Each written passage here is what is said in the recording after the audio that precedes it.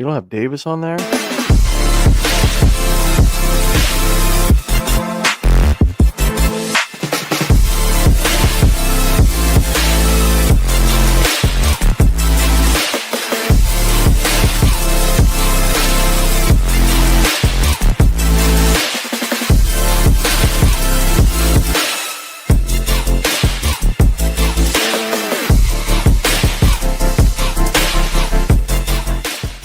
All About the Birds provides you with weekly analysis, game recaps, informative interviews, and it's all birds all the time. And what's going on, everybody? So we're going to talk about the Eagles' defensive domination of the Detroit Lions. Got to get into everything, offense, defense, a quick kind of recap show here. And then, of course, you guys are going to get tomorrow the game plan, basically breaking down the upcoming matchup with the Dallas Cowboys. So we'll have that for you as well. But tonight, Matt, want to ask you this question. Start off with this. Oh, boy. No, we're not talking about the offense yet. Don't worry. All right, cool. Because we already know some answers there, so we'll get into that. Yeah. But I want to ask you this question. Mm-hmm. What other impactful addition, trade-wise, can you think of when you look at the Eagles' addition of Jalen Phillips? Because I have an idea. I have somebody in mind. It doesn't have to be Eagles-related. But who would you say is like an impactful trade, like what Jalen Phillips has been for the Eagles in the first 2 games as an Eagle? No, a recent trade impact around the league. Because I have one in mind. We're talking about, just to clarify, we're talking about deadline deals. Deadline deals, yes. Okay. Yes. The closest one, deadline deals in general don't seem to fly, especially not in Philly, right? Like he's far from a Robert Quinn, but from a defensive player perspective, I would say the closest thing is a Von Miller. I was going to say that. That was my comp. Von Miller. But Von Miller was established already. He was dominant. But I think that's the closest thing you can say from like a pass rush impact. A change of scenery, like to me, it's the change of scenery aspect of it has really yeah, he just seems energized, man. Like he's bought in, and there, like, obviously he has a great relationship with Fangio. And Vic speaks very highly of him. He probably did the same to Howie and said, "Go get him." Yeah, he's available. I need this kid on my team. Dude, how many trades have you seen on any team that come right in and start and play 80% of snaps? You don't see very much. That's for sure. Right. Yeah, I mean, so like that in and of itself creates impact, right? Because there's no like ramp up. The fact that he was able to come in and was like, I know the calls, I know the coverages, I know he I think he played like 80% of the snaps in his first game against Green Bay. Yeah. So he's playing a lot of snaps. He's been amazing, and it's not just in the pass game either. Like he's been a stud in the run game. His coverage has been really good. There were a couple plays where it looked like they were going to get like a tight end or a running back on like a little hook in the flat, and he was right there. Like he's fast. He's spying the quarterback. Like he's been a lot better in, it's only 2 games, but he's been a lot better than I expected him to be. And I was pretty, I was pretty high on him. Yeah. And I think too, like looking at it and his impact and what he does, I think it also helps the interior when you look at Jalen Carter and Davis and Ajomo. And I think too, it helps out basically the rotation aspect of it, because Nolan Smith coming back from the injury, he doesn't have to be full force right away. He's still slowly working himself back. I know he had I don't know if it's been like 25, 30% of the snaps he's only played defensively, but it's the aspect of him being able to slowly get himself back into play there. Because, the rotation there with Jalen Phillips and Jalex Hunt, and then you have Nolan Smith and Brandon Graham plays about 8 to 10 snaps or so a game, which is fine. But there's a lot of aspects to it when you look at Moro Jomo and Jordan Davis and Jalen Carter. They're firing all cylinders. Then, of course, you look at the linebackers and everything that comes with that, with Nakobe and Jahad Campbell, and you have Zach Bond. And that's what I was going to say is like he's not only helping the line, but he's by setting the edge and holding his coverage, he's helping the linebackers, right? Because he allows them to sim blitz. He allows them to he funnels the run back into reinforcements in Dean and Bond. And I mean, if you just look at that red zone target to Amon-Ra in the I forget what quarter that was, where Adoree Jackson on the coverage, but like I think it was a fourth down, if I'm recalling. It's been a bit. I think it was in the end zone, correct? So I think it was a fourth down. Like if he doesn't get that pressure, him and Jalen Hunt, but if he doesn't get that pressure immediately by Penei Sewell, that's probably a touchdown. Yeah. So like he's allowing, and we said this before, like a good pass rush can negate weaknesses. The funny thing is, I think the picture that's on the screen is that exact play you were talking about. I think it is. But like he rushed that throw and allowed Adoree Jackson to get to be close enough, right? Yeah. And so he really is affecting all three phases here. And quite honestly, he's probably even helping indirectly the special teams by getting guys like Uche on special teams more. So I mean, I don't know. He's been awesome. He's been a breath of fresh air. And he's, we wanted a guy that could win one-on-ones. That was our problem is like Jalen Carter's going to get those double teams. You need someone that can beat the tackle on a one-on-one, and he is that guy. And I think too is, looking at the defense as a whole, you took a team in the Detroit Lions. Like I know they were missing Sam Laporta, but they're still a uber talented offense, and it's going to show in the coming weeks here how good they are, because they're going to put up points, and I know that for a fact. Yeah. And the Eagles defense, completely shut them down. And Dan Campbell going for how many different fourth downs? 5. It's 0 for 5. Able to stop that, and the different things they were able to do to be able to stop them, and just the confidence builder. I think that's the biggest thing is you see them come out on defense, and there's a confidence there that, as a playing with each other, but even as a fan base, like for me watching them on defense, I'm thinking, all right, they're going to stop them. Like to me, it's like they get a third and short, and I have that confidence. And again, you're going against a tough team in the Detroit Lions who have weapons all over. And, you look at the rest of the season, you have a couple teams there that you have weapons all over on certain rosters and good players. And, the way I look at it too is like Adoree Jackson, we've been unpleased with certain things. I thought he had a good game. I know he had one, but he's holding his own. He settled in for sure. He's definitely settled in, which is, so I'm fine with.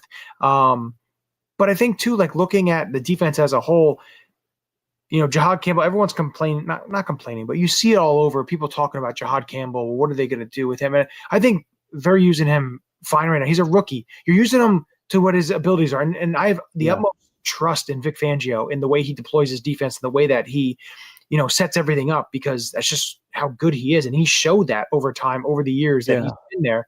But I don't know. It's something about watching these linebackers play.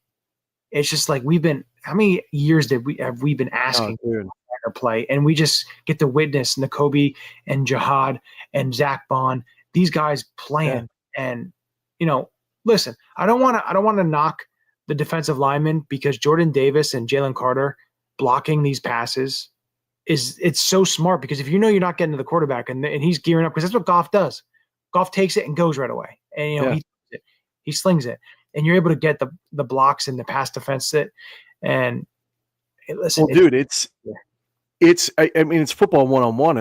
If you're a defensive lineman, you're taught if you can't get home, like you have to realize pretty quickly that you're not going to win the rep, and if you're not, you have to be able to shed that block if the quarterback takes off, or get your hands up, get close enough, make it uncomfortable, get your hands up, get a hand on a pass, because when you get a hand on a pass, good things happen. Yeah. You're right. That's just good coaching, and I think it's interesting that they're like, kudos to the scouting department for saying, like, yes, this should always be in the back of your mind, but this should be an emphasis this week for this particular opponent. Like, kudos for them for scouting that on Goff. Yeah, when you look at Goff and the completion percentage that he came into the game with, and they held him under 50%. That's unbelievable. I think the wind had something to do with that, but I also, like, I don't want to take everything away from the defense. That's 10 PDs in one game. You had 2 by Jalen. You had 1 by Adoree, a big one, by the way. 2 by Cooper DeJean, 3 by Jordan Davis. Got him NFC Defensive Player of the Week, and 2 by Quinyon Mitchell. That's 10 total. And then you have, I think, 2 of the bigger plays on defense, like going back to Nakobe Dean, were him riding Jahmyr Gibbs and Jamison Williams down the field. Those were massive plays. Unreal. Like, the dude, he's just such a difference maker on this defense. Like, we talk about Jalen Phillips and how impactful he's been, but the biggest impact so far on defense has been the addition of Nakobe Dean. Like, he's such a infusion of energy and physicality. Like, he's had 2 straight weeks with a blitz strip sack. Yeah. I mean, the dude's an animal, man. To me, like, watching him, because it's not like he's going up against like slouches. Like, Josh Jacobs is probably one of the best blocking backs, and he blew him up. And then now I don't believe Jahmyr Gibbs is one of the best blocking backs, but he blew him all the way into the quarterback and got the Montgomery. sack. It was Montgomery, who's actually who's actually a really good pass bro. You're right. It was 5. Yeah, it was Montgomery. Okay. Yeah. I'm replaying it in my head. He's probably about the same size as Dean. Like, it's not a small dude. He's 230 pounds. He's a big fella, and he pushed him all the way back. Yeah. Dean is just an animal. And it's crazy too to really look at it. If you look at the Eagles' upcoming free agents, I didn't think that the upcoming free agents were going to be as sought after as the guys that they had to leave with Milton and Josh Sweat, and the amount of guys that they had not, be able to retain because of money and aspect. You look at the upcoming free agents, it's close in comparison, depending on like the players and what they're going to get and everything that's coming along the way. That, Jalen Phillips and Nakobe Dean are 2 huge ones. And Reed. To me, Reed, that's right. Reed too is another big one. So you got a lot. It's just interesting to see how they just. Okay, slow down a little bit. He's a great special temer, which is all he is, which I'm fine with. He's that missile. Yeah. But I wanted to bring this up too. Was looking at Quinyon's coverage stats, dude, and he's unbelievable. So he's allowing 42.9 completion percentage. He's only given up 64.4 quarterback rating, which is better. Last year he had an 87.2. Yeah. Which is, insane. His missed tackle percentage is down by 0.2%, 5.9, which is good. He's getting low and he's attacking the legs. I've been noticing the last couple of days, the last couple of games, like he's attacking the waist and following through. Like he's been much better in his tackling. But it's never bad, but it's gotten better. Yeah. And then, looking at Coop, 60% completion percentage allowed with 75.5 quarterback rating. And he's what's the yard per catch though? Yard per catch is, see here, got to be under 10. 7. It's 10. It shows here. Wow. Now again, this is Pro Football Reference, so it's maybe a little different than what other people track. But the one thing that was very interesting is his missed tackle percentage is down almost 9%. Who's that? Coop. So last year was 13. I don't think I've ever seen him miss a tackle. 13.6%. And then this year, 4.8%. So last year he had 51 combined tackles with 8 missed tackles. Yeah. Now I know he had a couple, like last year early when he just starting, he had a couple. But which is This year, he has totally fair as a rookie. 60 combined tackles, and he's only has 3 missed tackles. Jeez. So he's such a stud. Those two together, like we were talking about how we were in linebacker hell for 20 years. Cornerback too, I guess you could say. Yeah, until Slay got here, really. Yeah. But like, what a glow up that has been. Like having those two. It's fun, so fun to watch, and just it's a credit to the scouting and everything and what they have done the last 4 or 5 drafts and the way that they've built this roster and built this team. And the other thing is like they do a great job, and they find people that are coachable, that are willing to learn, want to be the best, uber competitive. I mean, Coop has to be the most competitive person on the team. Yeah, I would say so. And one of my favorite things to do, and anybody who's listening, like next time you watch the game, watch the defense pre-snap and look how they communicate. Yeah, it's fantastic to watch. It is at every level. Like you see Coop is always talking. He's always talking to his safety. He's always talking to if he's in the slot, talking to the outside quarterback, telling him like if they're in a bunch formation, who's got who. He's talking to his safety, and then Nakobe is talking to the defensive line, and Jalen Carter is talking to other guys on the line and calling out stunts. And it's the amount of communication that goes on in that defense pre-snap is just such like a validation of the coaching that Vic Fangio has, that he does. I mean, it's incredibly well coached team. Did you see what NFL Films put out with the Jim Johnson and like the Eagles defense? And kind of like awesome. It was pretty fantastic. Vic, the closest thing to Jim that we've had by far. And I'll give Jim Schwartz his props because they did win a Super Bowl as the defensive coordinator. He has a hell of a defense in Cleveland. They just have no offense or anybody skill position wise on that team. But no, you're right. Myles Garrett, but yeah. I mean skill position in terms of offensively. Defensively, they've got some talent. But watching the defense, and Collinsworth had brought it up and talking about it, how right before the snap, they switch exactly when the snap happens to kind of throw that little wrinkle to the quarterback to make him think that extra millisecond that could also lead to a sack, lead to a pressure, lead to a tip ball, whatever it may be. And, it's fantastic to watch, and the way that, and what they've been doing the last couple of games. They're not an overly complicated scheme. No, but they do a great job of staying disciplined, of staying in their lanes, of passing off coverages, and disguising things at the last second. Like our sim pressures are unbelievable. Like everybody knows they're coming, but like now, Jahmyr Gibbs is pretty talented to make them miss and do some certain different things. So I'm always I'll give him his props because he's a fantastic player for how young he is. It's the NFL. That's going to happen. It will. Him and Jameson Williams. I mean, I said on the pregame last week that my one concern was Jameson Williams on Adoree Jackson, and they hit him for a 40-yard touchdown on Adoree Jackson. And quite honestly, I think they did a great job against Gibbs in the run game. Where they really gashed him was in the pass game. So I wouldn't be surprised to see them doing a little bit more of that. They have some really cool play calls. Like, I don't know if you saw the Amon-Ra pass where he motions inside and actually runs through the C gap. Yeah, you know who does that a lot? Who? Puka Nacua.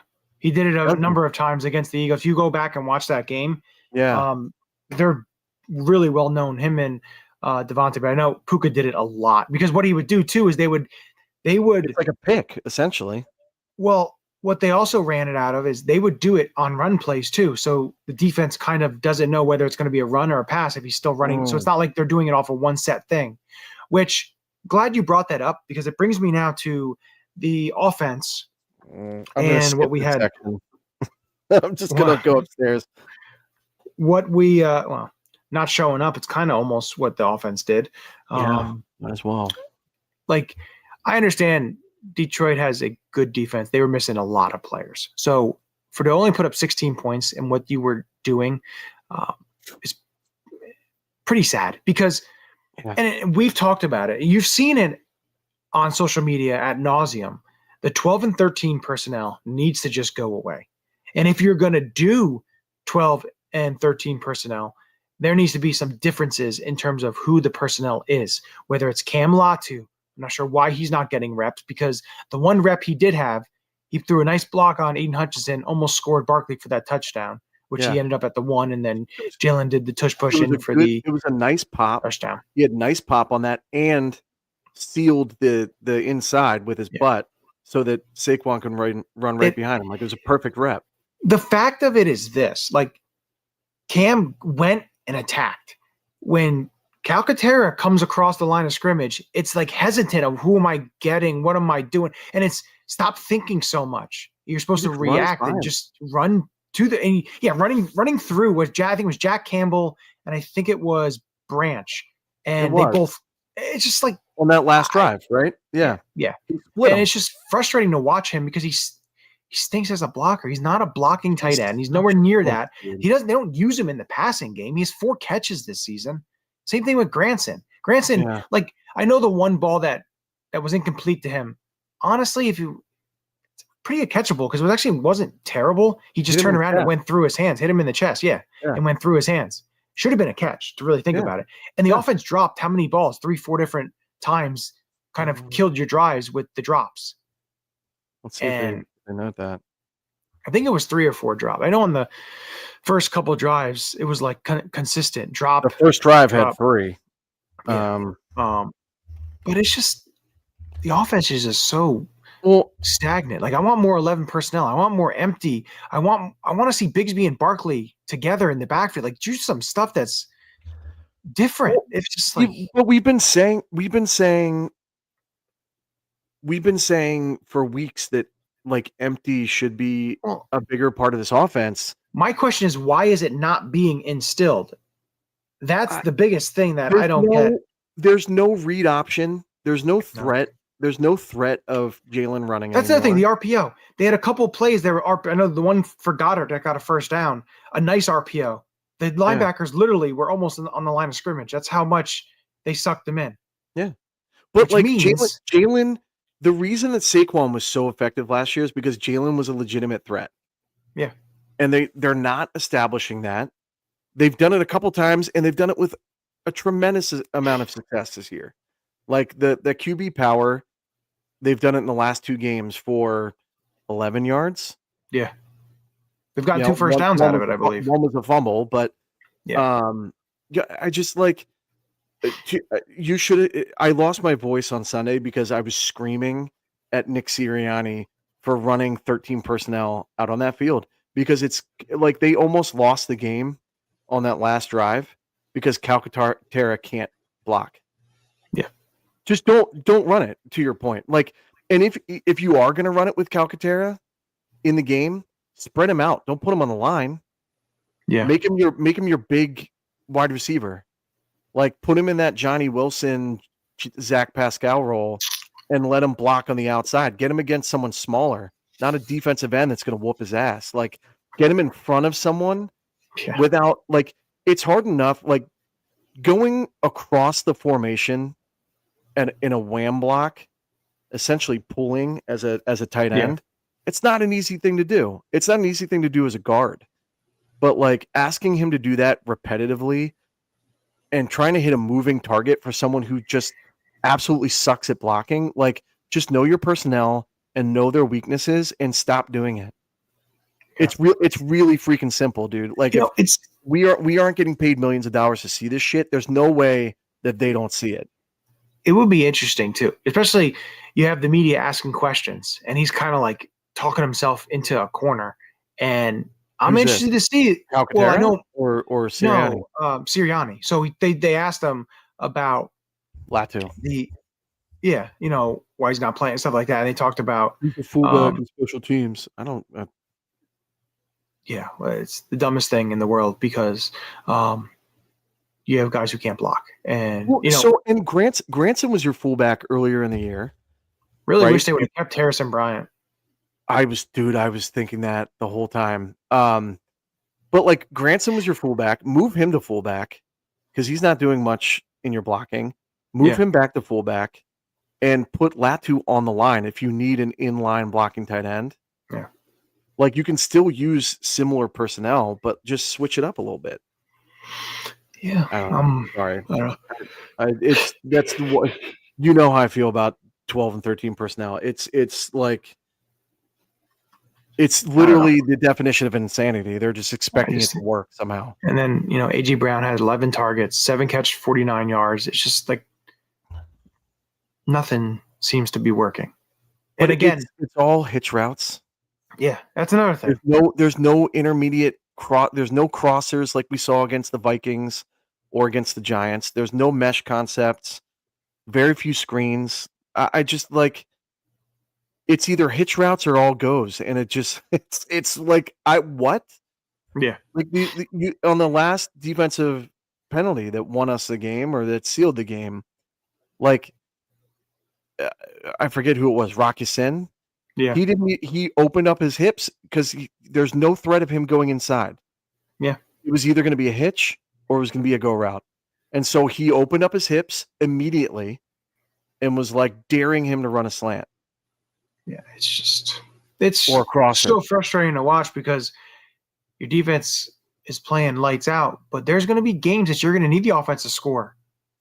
It could be this 21 points. Dude, give me 20 points and we'll win every game. Yeah.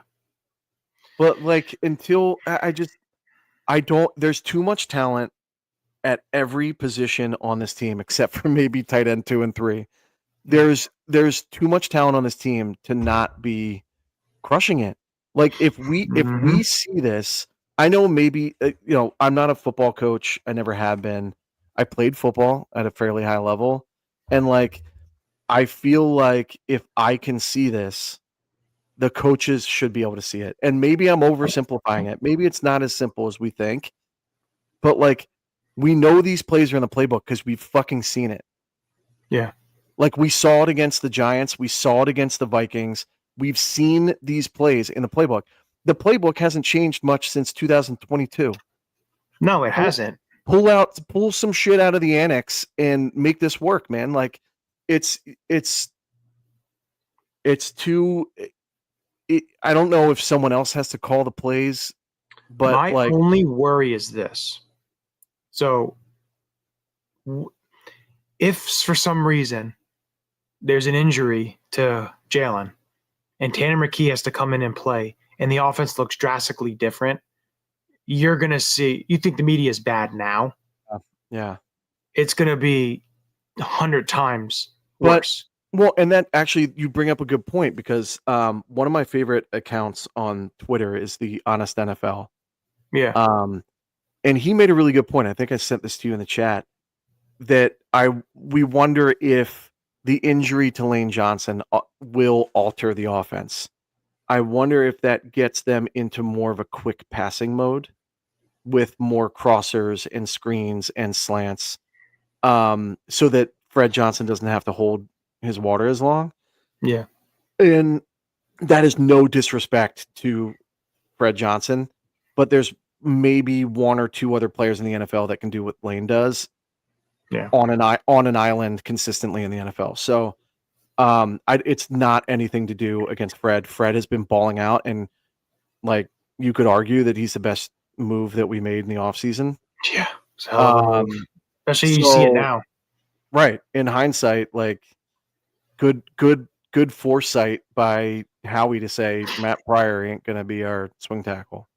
No. But like I wonder if the offense changes because of the injury. Like you might not have Cam, which they shouldn't play him.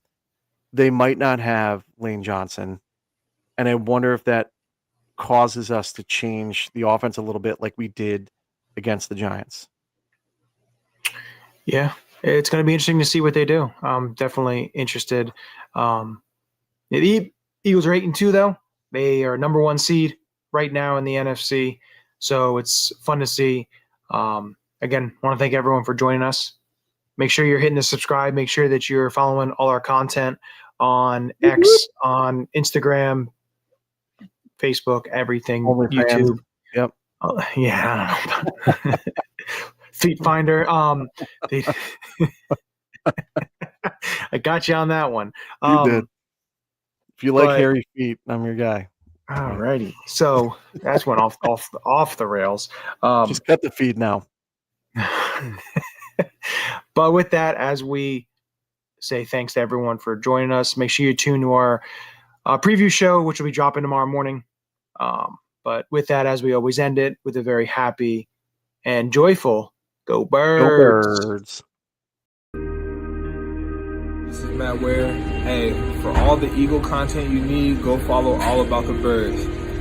They do a damn thing.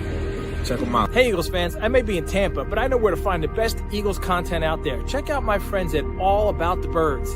Philadelphia, what's up? This your boy Freddie Mitchell, a.k.a. Fred X. It's all about the bird. All birds all the time. All birds all the time. All About the Birds provides you with weekly analysis, game recaps, informative interviews, and it's all birds all the time.